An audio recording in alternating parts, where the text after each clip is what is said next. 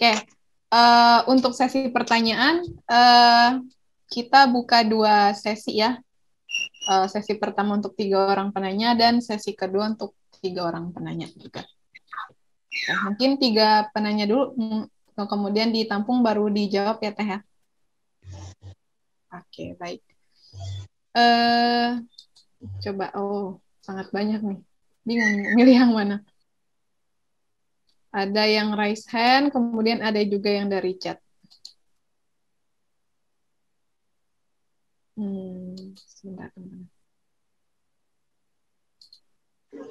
Yang raise hand ada 3, kemudian yang di kolom chat 1, ada 2. Oke, mungkin kita yang di kolom chat dulu ya, teman-teman ya. Oke. Pertanyaan pertama dari Kak Milda Aldama. Bismillahirrahmanirrahim. Assalamualaikum warahmatullahi wabarakatuh. Afwan, sebelumnya Teh Konit izin bertanya, bagaimana cara atau tips dari Teh Konit dalam memanajemen waktu agar terus berprogres produktif?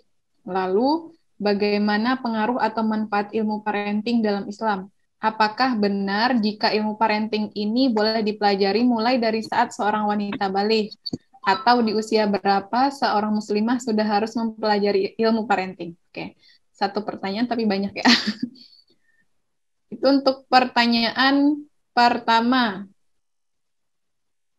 Masih dalam satu pesan. Semoga Teh Konit sekeluarga Allah jadikan setiap aktivitas kebaikannya, Allah jadikan sebagai pahala tak terbatas yang bisa membawa Teh Konit sekeluarga berkumpul kembali di surga. Dan semoga Allah menghadirkan buah hati yang solih dan solihah yang akan menjadi penerus pejuang Islam nantinya. Amin. Syukron jazakumullah khair. Oke. Itu untuk penanya pertama dari Kak Milda Aldama. Kemudian dari penanya kedua,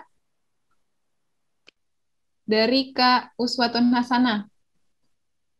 Assalamualaikum warahmatullahi wabarakatuh. Izin bertanya definisi jilbab yang sebenarnya bagaimana Teh? Itu untuk penanya yang kedua, dari Kak Uswatun Hasanah. Kemudian kita buka satu untuk yang sudah raise hand ya, teman-teman. Mungkin saya pilih acak aja ya, karena tadi juga enggak ini. Yang raise hand duluan, mungkin Kak Dini Kurnia, dipersilahkan mengaktifkan mikrofonnya, Kak Dini.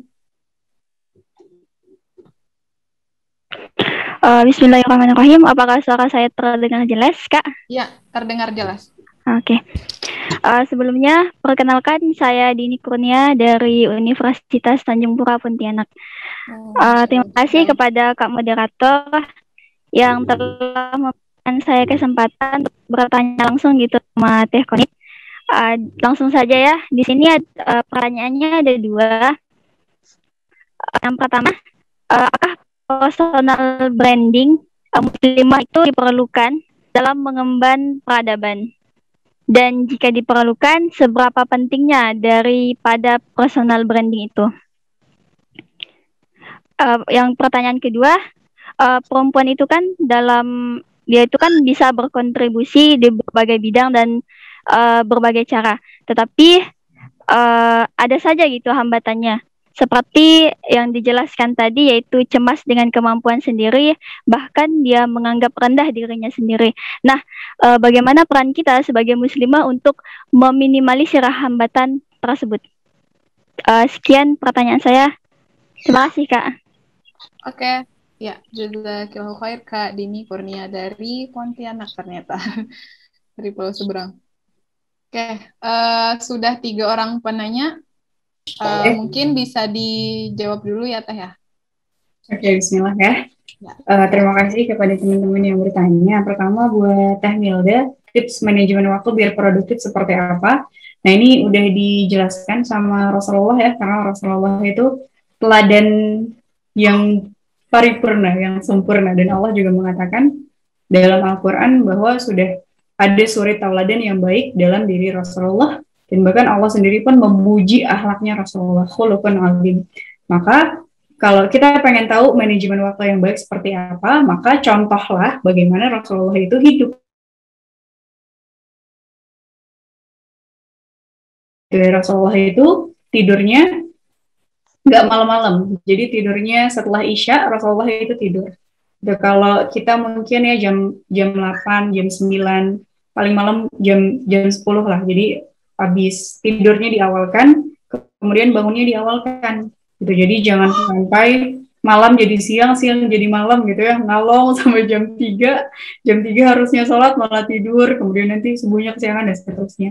Nah, kalau Rasulullah tidurnya diawalkan, walaupun memang ada sebuah masa gitu ya Rasulullah begadang, tapi itu biasanya kalau ada momen-momen penting, misalnya kalau besoknya ada peperangan, misalnya butuh untuk ngatur strategi, itu sampai tengah malam.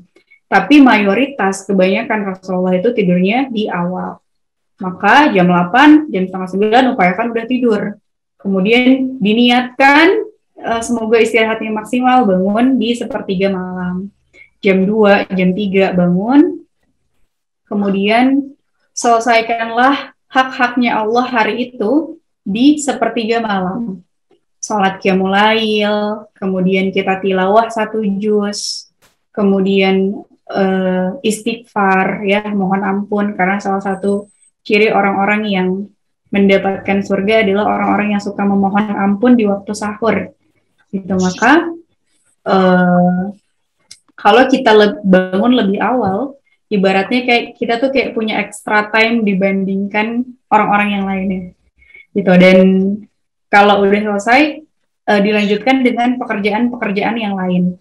Gitu. Jadi upayakan jangan tidur lagi ya. Nah, apakah itu kalau teman-teman yang mahasiswa mungkin mengerjakan tugas, atau kalau aku misalnya sebagai penulis biasanya nulis di waktu itu, atau beres-beres rumah dan seterusnya. Nah, baru kemudian sholat subuh, setelah sholat subuh juga jangan tidur lagi, langsung mengerjakan aktivitas yang lainnya. Itu biasanya, ya gitulah aktivitas kayak beres-beres rumah dan seterusnya, itu sampai pukul 6 pagi, kemudian sarapan dan lain-lain, jam 8 sampai jam 12 itu kerja, mengerjakan hal-hal yang duniawi, apakah kerja atau teman-teman misalnya belajar sebagai mahasiswa. Kemudian jam 12 sampai jam 3 sore mengerjakan sesuatu tapi hal yang lebih ringan. Kemudian sore harinya bisa silaturahmi, apakah ada rapat, atau misalnya teman-teman pengen menghafalkan Al-Quran, ya hal yang kayak gitu. Kemudian malam harinya digunakan untuk kumpul sama keluarga, atau misalnya apakah ikut webinar atau mencari ilmu atau baca buku dan hal-hal yang kayak gitu lah ya. Gitu deh. Kemudian terus berulang selanjutnya. Gitu. Dan yang paling penting kalau menurut aku adalah kebersambungan antara satu kegiatan dengan kegiatan yang lainnya. Gitu. Insya Allah kalau kita sudah memenangkan pagi hari, maka kita akan bisa memenangkan seluruh harinya. Gitu, insya Allah kalau pagi harinya kita udah dekat sama Allah, sudah mengambil keberkahan dari Al-Quran, dari sholat malam, dari zikir-zikir, insya Allah selanjutnya akan Allah mudahkan setiap kegiatannya. Yang namanya produktif itu, yang namanya keberkahan waktu, kita itu bisa mengerjakan hal dalam waktu yang sedikit. Jadi kalau kita bertanya-tanya, kok ada ya orang yang sama-sama waktunya 24 jam, tapi yang bisa dia lakukan banyak banget. Karya yang dia bikin banyak banget, karena tadi ada keberkahan waktu dalam kehidupannya. Nah, kita tuh mencoba mencari itu, kemudian tadi kita berusaha menyambungkan satu kegiatan dengan kegiatan lain yang bermanfaat. Kalaupun pengen istirahat, ada yang namanya active rest. Kalau yang suka kardio, ada yang namanya active rest ya. Jadi istirahatnya pun harus aktif. Kalau misalnya istirahatnya itu misalnya rebahan, upayakan rebahannya sambil zikir atau sambil memurajaah hafalan. Gitu. Jangan menyelingkan kegiatan kita dengan hal-hal yang melalaikan. Apakah scrolling media sosial yang terlalu lama atau melakukan hal-hal yang tadi yang melalaikan, itu yang akhirnya bisa menurunkan semangat produktif gitu. Jadi disambungkan, kemudian banyak-banyak minta tolong sama Allah ya biar waktunya dijadikan produktif gitu. Kemudian manfaat ilmu parenting dalam Islam sangat besar dan banyak banget ya ilmu-ilmu parenting dalam Al-Quran, dalam sunnah-sunnahnya Rasulullah. Di surat Luqman biasanya ya kalau di buku-buku parenting dibahasnya bagaimana orang tua itu menanamkan nilai-nilai dalam seorang anak, tuh dibahas di sana. Kemudian dalam sunnah-sunnahnya Rasulullah, dalam hadis-hadisnya juga banyak banget tentang parenting, bagaimana cara Rasulullah ketika berbicara sama anak umur 10 tahun, sama anak umur 7 tahun, kemudian hak dan kewajiban mereka semuanya dibahas, gitu. Dan Masya Allah, insya Allah hikmah yang paling besar itu dari Al-Quran dan hadis. Gitu. Walaupun tentu kita boleh juga ya belajar apakah dari peneliti-peneliti ilmuwan atau penulis buku barat yang ngomongin juga tentang parenting. Tapi kalau aku ngobrol sama Teh Karin, beliau concern di bidang homeschooling ya. Kata beliau nggak ada yang lebih komprehensif dan lebih dalam masalah parenting selain di Al-Quran dan Sunnah. Gitu. Kemudian usia berapa sih harus belajar parenting? Sedini mungkin sih, karena yang namanya seorang Muslim itu idealnya kalau kita mencontoh sahabat dan sahabiah Rasulullah, mereka itu bisa matang dalam usia yang muda. Jadi kalau memang sejak dalam usia yang muda teman-teman sudah memiliki kesadaran untuk memahami ilmu parenting itu kayak gimana, kemudian bagaimana kita membentuk keluarga Muslim, gimana cara kita memilih pasangan dan seterusnya, itu sangat baik ya, ilmu yang juga harus kita pelajari gitu. Kemudian untuk Teh Husnatun Hasanah ya, definisi jilbab yang sebenarnya sesuai dengan tadi yang disampaikan dalam Al-Quran dan Sunnah. Itu kalau dalam Al-Quran yang menutupi seluruh tubuh. Gitu. Jadi ada yang mengartikan jilbab ini adalah sebagai penutup pelindungnya muslimah. Cuma tadi ya, ada yang sifatnya dia pokok, ada yang sifatnya cabang atau furu'iyah. Gitu. Jadi menutup aurat, kata Rasulullah, ada yang mengatakan kecuali muka dan telapak tangan, ada juga yang berpendapat memakai cadar. Cuma yang poin-poinnya adalah dia tidak membentuk lekuk tubuh, kemudian menutup dada, kemudian tidak menerawang, kemudian nggak ada punuk untainya, dan nggak berlebihan. Gitu. Kemudian pengaplikasiannya akan berbeda-beda. Yang penting tadi poin-poinnya itu terpenuhi. Itu pengaplikasiannya boleh. Ada yang misalnya pengen bajunya potongan, misalnya ada blazernya atau kayak gimana. Atau ada juga yang pengennya langsung gamis, ada yang pakai rok, seperti ada macam-macam lah ya. Tapi yang paling penting adalah tadi poin-poin tersebut itu tercukupi semuanya. Gitu. Kemudian kalau ada masalah-masalah juga ya, kayak masalah kaos kaki gitu, atau jilbabnya seperti apa, itu akan sangat berbeda-beda sesuai dengan mazhabnya. Kalau di Indonesia mungkin kebanyakan pakai kaos kaki ya, tapi kalau mazhab di luar gitu ya, kayak misalnya di Eropa ada yang sholat nggak pakai kaos kaki, kayak gitu juga ada. Jadi emang macam-macam banget. Tapi sebagian besar gitu ya yang harus kita pahami adalah hal-hal yang tadi. Itu definisi jilbab. Kemudian buat Teh Dini Kurnia, personal branding muslimah diperlukan dalam peradaban dan seberapa penting? Sangat penting. Seperti tadi yang disebutkan tuh, yang tentang di slide yang empowerment muslimah, itu sebenarnya kita lagi ngomongin personal branding. Siti Khadijah dalam bidang bisnis, Aisyah dalam bidang pendidikan, itu personal brandingnya dia. Gitu. Maka personal branding itu sebenarnya adalah karya kita yang pengen dikenal dunia tuh yang mana. Gitu. Peran kita dalam dunia, kita tuh pengen dikenal kontribusinya di mana. Nah, itu personal branding. Maka tadi ketika kita pengen bangun personal branding kita, maka tentukan kira-kira aku bakal kontribusi di mana nih. Gitu. Kita nih sama-sama pengen ke surga. Nah, kita pengen masuk surga lewat jalannya yang mana? Gitu. Ada yang lewat jalan pendidikan, gitu. Ada yang mungkin lewat jalan tadi dengan berbisnis. Ada yang mungkin jalannya dengan aktivisme dan lain-lain. Gitu. Nah, itu yang kita pilih dan sepanjang hidup kita keluarkan karya demi karya dalam bidang tersebut. Nah, itulah yang akhirnya menjadi personal branding kita sebagai muslimah. Gitu. Kalau pengaplikasiannya misalnya dalam hal sekarang, mungkin kalau kita ngomongin personal branding sangat erat kaitannya dengan citra kita di media sosial ya.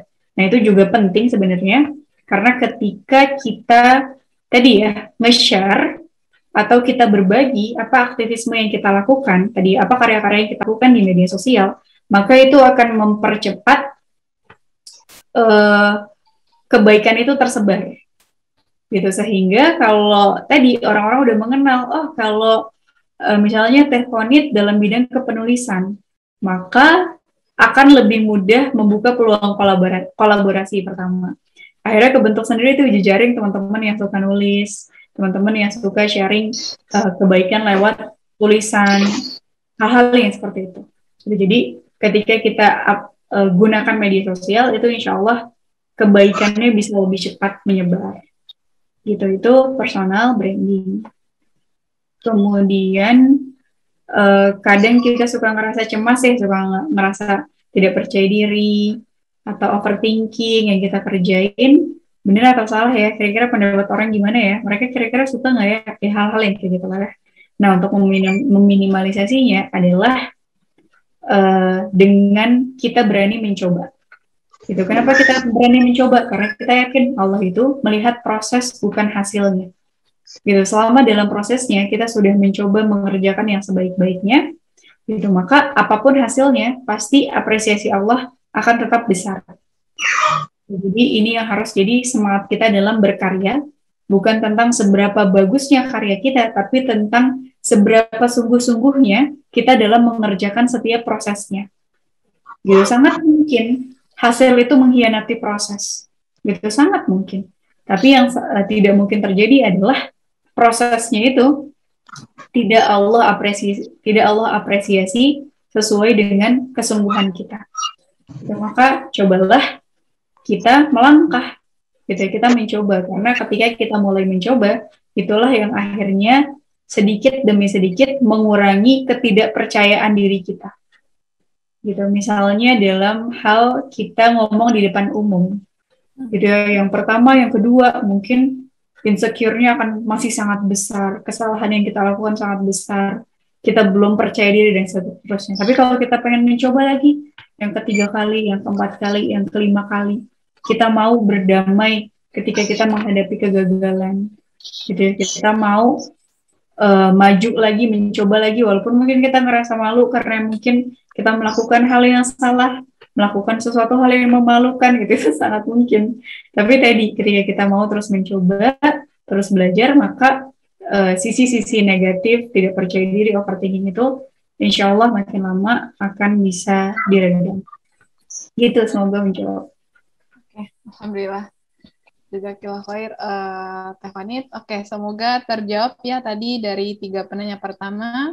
Pada Kamilda, Kausatun Hasanah, dan Kak Dini. Oke. Luar biasa ya antusias teman-teman. Kita lanjutkan ke sesi kedua ya, untuk 3 orang penanya. Penanya pertama yang sudah raise hand, boleh Kak Aulia, dipersilakan Kak Aulia untuk mengaktifkan mikrofonnya. Bismillahirrahmanirrahim. Assalamualaikum warahmatullahi wabarakatuh. Waalaikumsalam. Sebelumnya Teh, kan Nana pernah nih start IG-nya Teh Kon benar-benar dari awal tuh. Dulu tuh kan Teh Kon mulai nulis dari hal-hal yang Teh Kon lewati kan, kayak misalnya naik gunung dan lain-lain. Terus gimana sih Teh awalnya Teteh untuk menjadikan tulisan Teteh itu jalan buat dakwah? Terus gimana caranya Teh Kon bisa pede publikasikan tulisannya Teh Kon?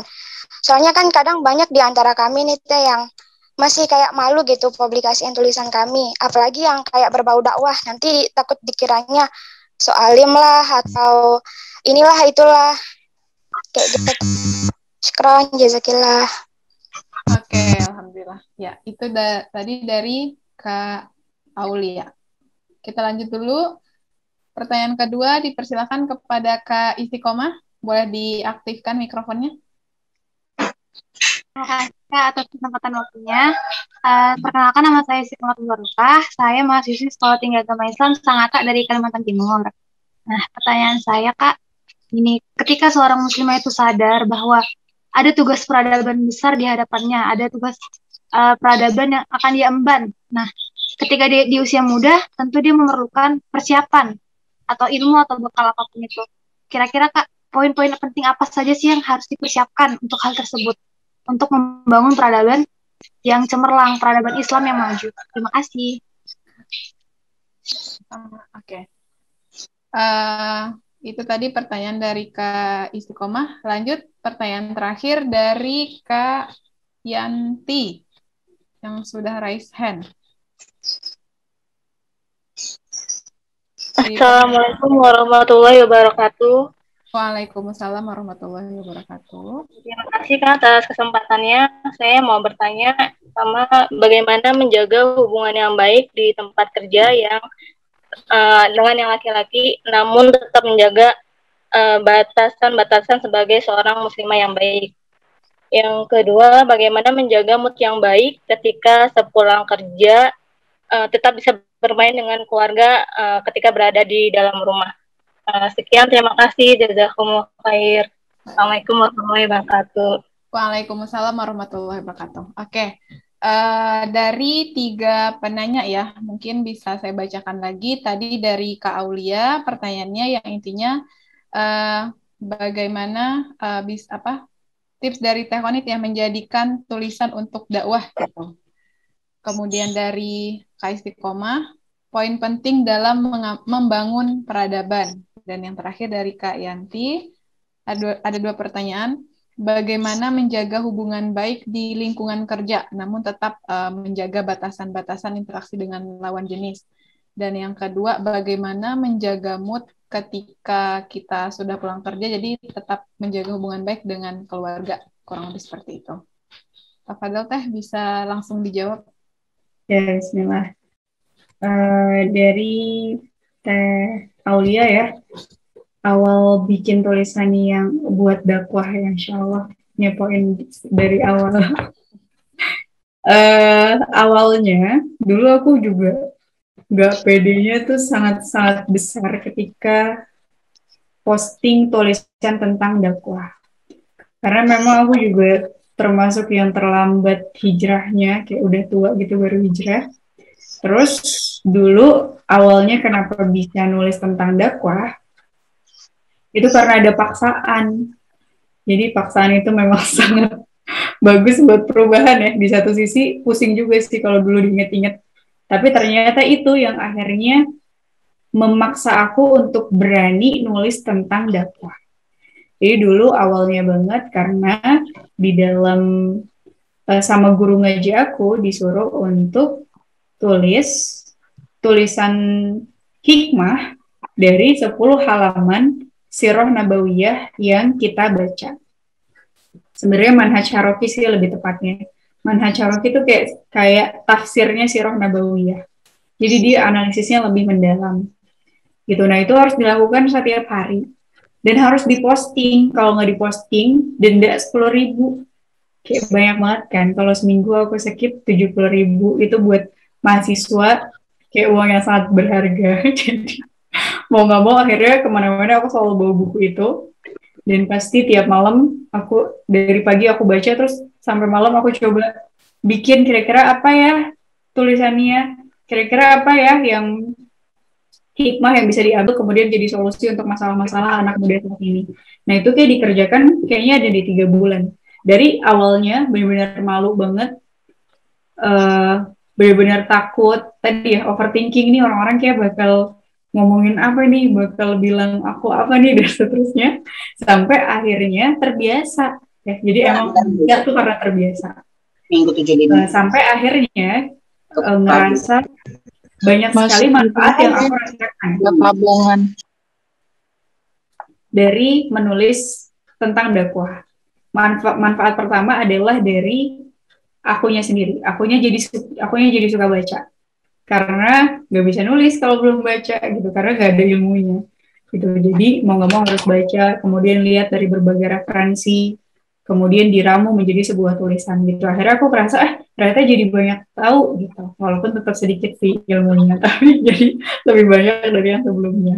Kemudian aku ngerasain ternyata banyak orang yang merasakan manfaat dari tulisan-tulisan tersebut gitu. Walaupun kalau menurut aku tulisannya kayaknya receh banget, kayaknya nggak penting, tapi ternyata ada orang yang terinspirasi, ada orang yang menemukan semangat gitu ya lewat perantara tulisan itu, ada orang yang menemukan solusi lewat perantara tulisan itu. Dan tentunya kita harus yakin ya, kata Rasulullah, setiap ada orang yang mendapatkan hidayah gitu, mendapatkan kebaikan lewat perantara kita, maka nilainya seperti unta merah gitu ya, sebuah kendaraan yang paling baik di zamannya.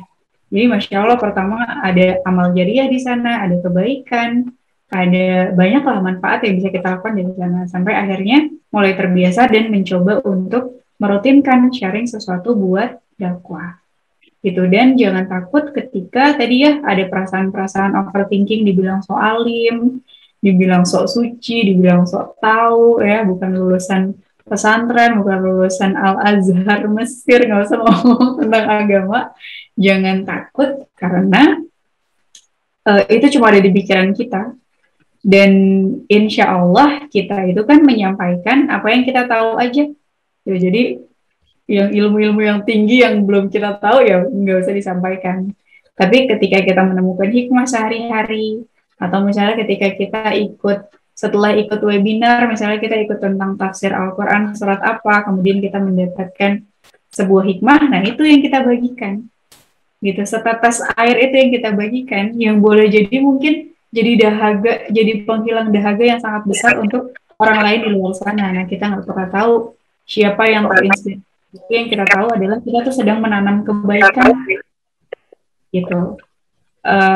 Ada hal yang bikin aku sangat terharu gitu ya, misalnya lagi ngobrol-ngobrol nih sama orang, tiba-tiba dia cerita, aku inget tuh pesannya Teh Koon yang ini, kemudian diaplikasikan, yang bahkan aku aja udah lupa aku pernah ngomong kayak gitu.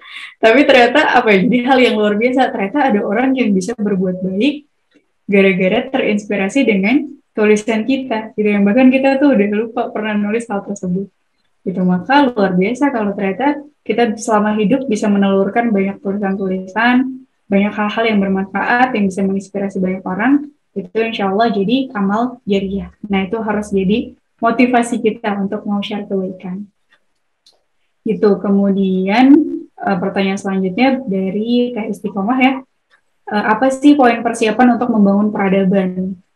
Poinnya adalah dari diri kita sendiri, dari iman, ilmu, akhlak, jasmani, dan amal yang bermanfaat. Ini 5 hal yang harus kita tingkatkan.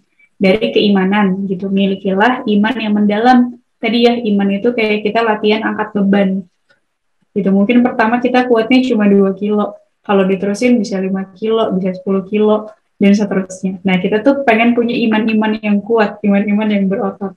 Mungkin hari ini kita cuma sanggupnya tilawah 1 juz, kita sanggupnya bareng Al-Quran cuma 1 jam. Kalau kita latih terus, bisa jadi 2 jam, bisa jadi 3 jam, kemudian bisa makin bervariasi, tadinya cuma tilawah, jadi menghafal, jadi murojaah, jadi ngebahas tafsirnya, pokoknya macam-macam. Itu adalah upaya kita untuk mendapatkan cahaya. Kalau perumpamaannya di dalam Al-Quran, orang itu kalau mau dapat cahaya, itu sama seperti orang mau menyalakan api di alam bebas. Gitu. Jadi kan susah ya, apakah batunya harus digesek-gesek dulu atau kayunya harus dikeringkan dulu sampai akhirnya jadi cahaya, jadi api yang sangat besar. Nah, iman juga kayak gitu, kita pengen bisa dapat cahaya Allah sebanyak-banyaknya menerangi kehidupan kita. Itu iman yang mendalam dan memang harus dilatih. Gitu. Mungkin akan ada masanya kita tuh benar-benar malas banget ya baca Al-Quran, udah kemana-mana konsentrasinya, tapi itu tetap harus dilanjutkan. Gitu. Karena ketika kita membiasakan punya standar keimanan tertentu, maka insya Allah makin lama akan bisa bertambah, Dan sama tadi ya seperti angkat beban, kalau kita ada masa rehatnya, seminggu nggak mau olahraga dulu, pasti susah lagi untuk mulainya, gitu. Keimanan juga gitu. Kalau perempuan biasanya jebakannya ketika sedang menstruasi. Jadi ketika menstruasi itu bukan berarti kita boleh menurunkan keimanan dan amalan-amalan kita, gitu. Tapi diganti aja, kalau nggak boleh sholat ya udah diganti, apakah dengan mengkaji tafsir, apakah dengan hafalan Al-Quran, masih banyak ibadah-ibadah lain. Kemudian ilmu, milikilah wawasan yang luas. Ilmu itu dia seperti huruf T yang terbalik. Ada fondasinya, ilmu-ilmu yang fardu ain yang kita wajib untuk mempelajarinya. Ada ilmu yang fardu kifayah. Ini nggak wajib tapi penting juga kita pelajari. Ilmu fardu ain itu adalah apa yang ada dalam Al-Quran, ya, tafsir Al-Quran, sirah nabawiyah, fikih dakwah, fikih wanita, hal-hal yang dasar lah, fikih-fikih gitu ya. Ilmu-ilmu kita, hadis, itu yang ilmu-ilmu yang wajib kita pelajari. Siapapun, mau dia profesinya jadi dokter, mau dia jadi insinyur, mau apapun, ilmu fardu ain itu wajib kita pelajari.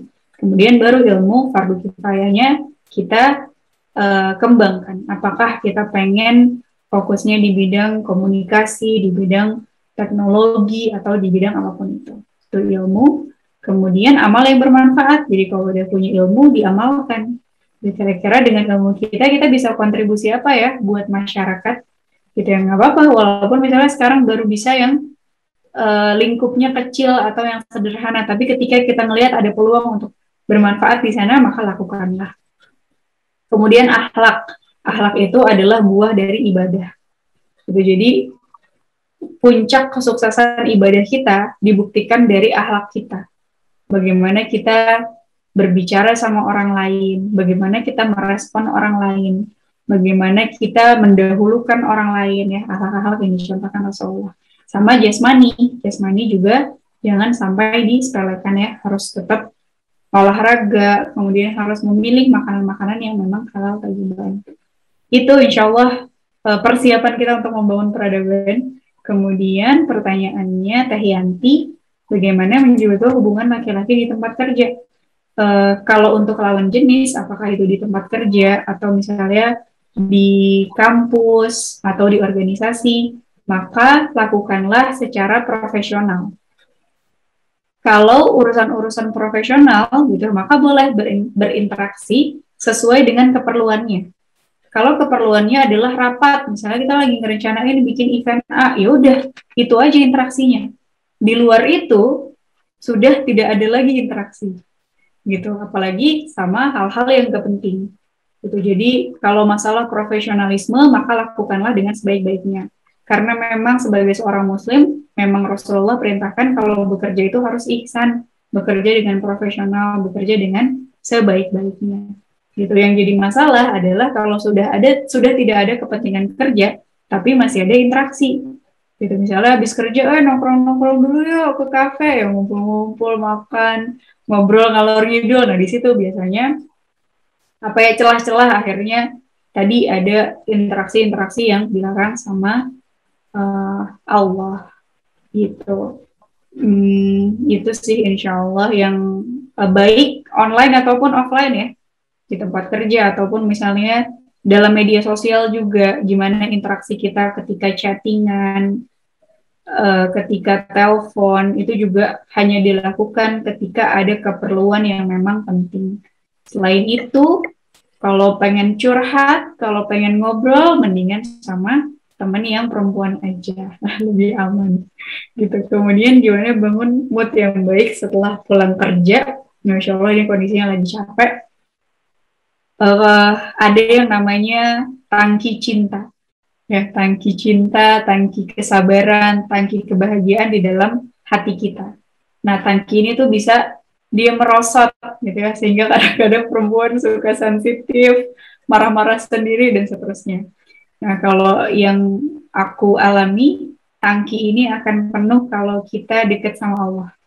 Ya, jadi kalau lagi kesel banget nih, misalnya sama siapa keluarga kita, maka coba kita me time dulu, apakah baca Al-Quran atau berzikir. Setelah itu biasanya tangkinya akan penuh kembali.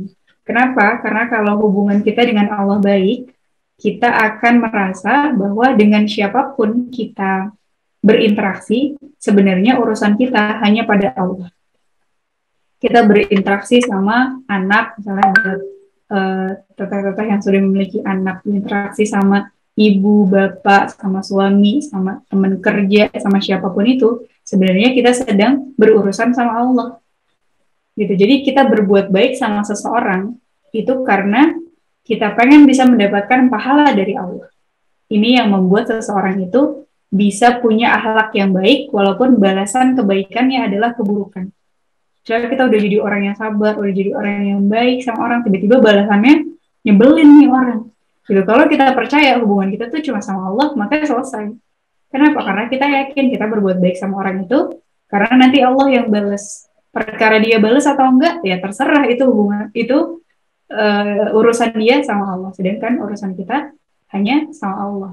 Ketika kita hanya mengharapkan balasan dari Allah, semoga ini yang akan menjadi semangat kita untuk selalu memberi dan memberi sama orang lain, untuk selalu bisa jadi orang yang baik, orang yang selalu menyayangi, mencintai, bisa membahagiakan orang lain, dan seterusnya.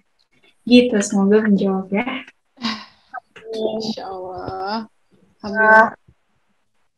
Udah penuh ya teman-teman gelasnya dari pagi. Masya Allah, luar biasa sekali. Semoga bisa terjawab tadi dari penanya Kak Aulia, kemudian Kak Istiqomah, dan Kak Yanti. Oke. Tadi seperti yang sudah disampaikan di awal, bahwa nanti akan ada door prize bagi satu penanya terbaik.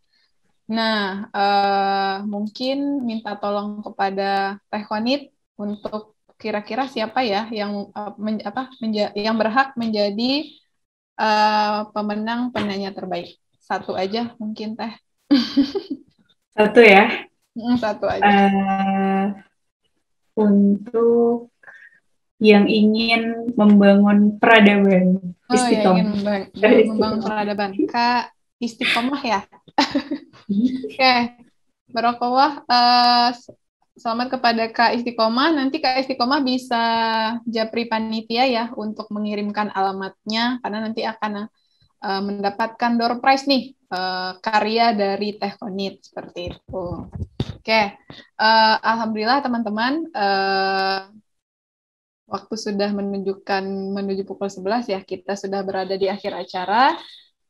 Sebelumnya mungkin teman-teman yang mungkin mau kepo tentang IG-nya Teh Konit, di sana luar biasa teman-teman, bisa menimba ilmu, kemudian tulisan-tulisannya juga sederhana, mudah dipahami gitu. Mungkin kalau ada yang mau jalan-jalan ke sosmednya, mungkin bisa di-follow ya IG-nya Teh Konit @QOONIT Konit. Kemudian bisa juga follow IG-nya Sahabat Karib, yaitu sahabat.karib. Kemudian insya Allah nanti akan diupload rekaman dari acara kita pada hari ini nanti di YouTube-nya Karib Official. Jadi nanti teman-teman mungkin bisa mengulang lagi yang tadi mungkin hanya bisa mendengarkan di jalan atau mungkin tidak fokus gitu. Jadi nanti bisa diulangi lagi seperti itu. Oke. Mungkin kita cukupkan teman-teman, kemudian nanti minta tolong kepada teman-teman karena di akhir nanti akan ada sesi foto ya, jadi minta tolong untuk tetap stay di Zoom seperti itu. Oke, jazakillahu khair untuk Teh Konit dan jazakumullah kepada teman-teman semua yang sudah hadir pada hari ini. Alhamdulillah tiba masanya kita di akhir acara ya. Sebenarnya masih pengen nambah sih, tapi ya seperti itulah ya. Ada batasan waktu seperti itu.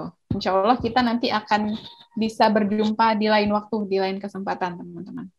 Oke, mungkin sebelum saya tutup, pantun dulu kali ya, biar enak. Oke, nyontek sih pantunnya, biar semangat aja, biar ngebangunin ya teman-teman yang lagi ngantuk mungkin. Oke. Bunga mawar, bunga melati, indah dilihat di pagi hari. Saya pamit undur diri. jika ada kesempatan, insya Allah nanti kita akan bertemu kembali. Oke, assalamualaikum teman-teman semua. Dan kurang saya mohon maaf. Saya akhiri, wassalamualaikum warahmatullahi wabarakatuh.